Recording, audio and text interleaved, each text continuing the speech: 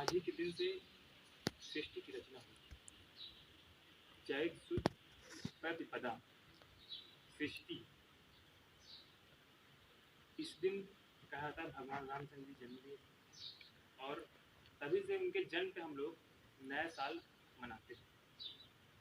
और जो हम लोग 1 जनवरी को नया साल मनाते हैं वो नया साल नहीं। उस नया साल को नया साल इसलिए नहीं कहा जा सकता क्योंकि उस दिन कुछ नया नहीं होता। जब तक कुछ नया ना हो आप कुछ नया कार को नया कार कह सकते हैं क्या? पुरानी गाड़ी को, पुरानी कोई गाड़ी हो उसको धुल करके नया कर दिया जाए, क्या वो नया हो सकता है? तो नया चीज नया होता है। इस दिन साइंस के हिसाब से, क्योंकि आज का जमाना यानी किसी चीज को कहने से भी लोग नहीं मानते। अगर हम कह दें कि लड़का नहीं ये भगवान है, मानोगे? नहीं मानोगे जब तक उसे साइंस प्रूफ नहीं करेगा। तो साइंस भी प्रूफ करता है क्योंकि हमारा सनातन धर्म जो रहा है, इसी धर्मों से सारे धर्म निकले हैं। और हमारे सनातन धर्म में साइंस के माध्यम से बताया जाता है कि आज आप लोग के सामने एक पेड़ दिख रहा हो, इस पेड़ में देखो सभी पत्तियां नई है। सही पत्तियां नहीं है ना?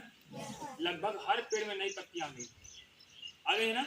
और कुछ पेड़ में फल लग चुके हैं और कुछ में बौर आ चुके हैं। इसका मतलब नया है ना, सब कुछ नया है ना। इसलिए हम लोग नया वर्ष आज के दिन मनाते हैं।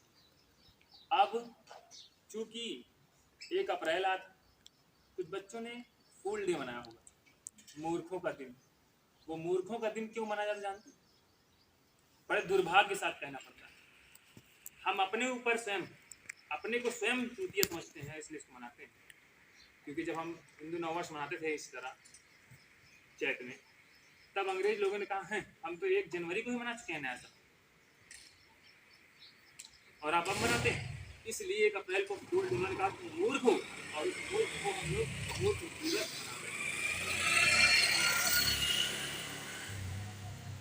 जैसे एक पिक्चर थी उसमें दिखाया गया कि एक अंग्रेज था। अंग्रेज ने क्या किया, पार्टी थी, अंग्रेज की पार्टी थी, वहाँ उसने साफ साफ बोर्ड में बाहर लिखा था हिंदू कुत्तों को यहाँ आना सख्त मना। और गेट पे बाहर कौन था? एक हिंदू ही था। और जब वो अपना पैसा मांगने के लिए व्यक्ति वहाँ जाता है, उसने कहा तुम्हें गेट पे दिखा नहीं, लिखा है हिंदुस्तानी कुत्तों के इस गेट के अंदर आना मना। तब उसने कहा बड़े दुर्भाग्य के साथ मुझे सुनना पड़ता है क्योंकि एक हिंदुस्तानी ही कहता है कि एक हिंदुस्तानी कुत्तों को गेट इसके अंदर आना मना। ऐसा दुर्भाग्य हमारा। जब नया कपड़ा नया है तब नया कपड़े को नया नहीं कहते हैं, जब वो पुराना हो जाता है तो उसे हम लोग नया कहते हैं। है ना बड़े अचरज की बात, क्योंकि हमारा डीएनए बदल रहा है। हमारे डीएनए में लगातार पश्चिमी देशों की सभ्यता भरी चली जा रही है और हम अपनी संस्कृति को लगातार खोते चले जा रहे हैं। इसलिए मैं इस विद्यालय में आज आप सबको बताना चाहा इस कार्यक्रम के माध्यम से, क्योंकि मैं हर साल मनाता हूँ। जब से मैं विश्व हिंदू परिषद ज्वाइन किया, मुझे पता चला कि वास्तविकता में मैं सनातन धर्म का एक व्यक्ति हूँ। हमारे धर्म से बेटर कोई धर्म नहीं है, सारे धर्म इससे ही निकले हैं। और मुझे बहुत दुर्भाग्य होता है, मुझे बहुत दुख होता है उस समय जब मैं सुनता हूँ कि एक हिंदू ही कहता है कि मुझे होली मत लगाओ, मुझे गुलाल मत लगाओ, मैं दिवाली नहीं मनाऊंगा।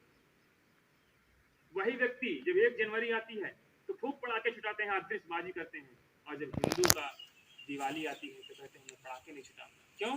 प्रदूषण हो। ऐसा ज्ञान। सोचो, हमारी गौ को हम लोग क्या कहते हैं? माता कहते हैं ना। क्यों? क्योंकि गाय का दूध नहीं होता, अमृत ना। उस गाय को काटने वालों, जो गाय को काट देते हैं, जब एक गाय को काटा जाता है, मार दिया जाता है, तो सोचो गाय अगर जिंदा होती 10 साल तो कितना दूध देती है ना, कितने लोगों का पेट भरता। लेकिन उसे काट करके 1 दिन में खा लिया जाता है, तब हमें अफसोस नहीं होता है। लेकिन अगर 1 लोटा दूध को साल भर में 1 बार हम शिवलिंग पे डाल देंगे तो वही समाज के लोग, वही आपके हिंदू भाईजन जो ईसाई से कन्वर्ट है या मुस्लिम से प्रेरित है, वो क्या कहेंगे कि दूध को व्यर्थ बहाया जा रहा है पत्थर। ये सोच कहां से आई? उस वक्त वो क्यों नहीं बोले जब उसका पूरा घर उजाड़ दिया जा रहा था, उस गाय को मार दिया जा रहा था? क्या गाय को हमारे देश में जीने का कोई अधिकार नहीं है क्या?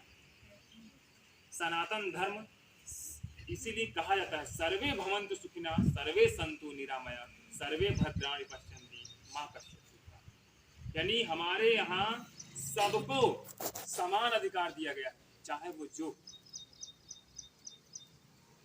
सबको समझ में आया?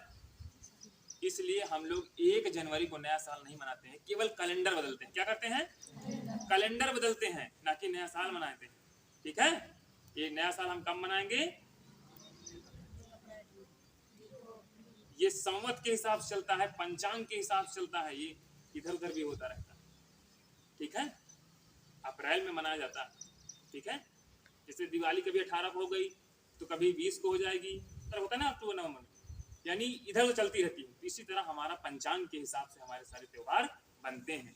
अच्छा, तुम्हारा बर्थडे अगर 1 तारीख को तो 1 तारीख रहता है ना, लेकिन दिवाली को बदलती रहती है, होली को बदलती रहती है। इसका मतलब हमारा सिस्टम कैसे चलता है?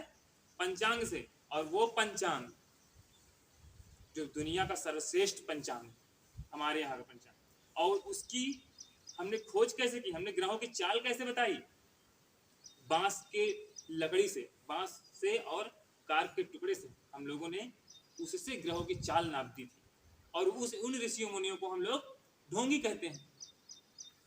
एक बात याद रखना, जो हमारे पुराने ऋषि मुनि दिखाए जाते हैं रामायण महाभारत में, वो ऋषि मुनि नहीं थे, वो विद्वान थे, वैज्ञानिक थे, वो पंडित नहीं थे।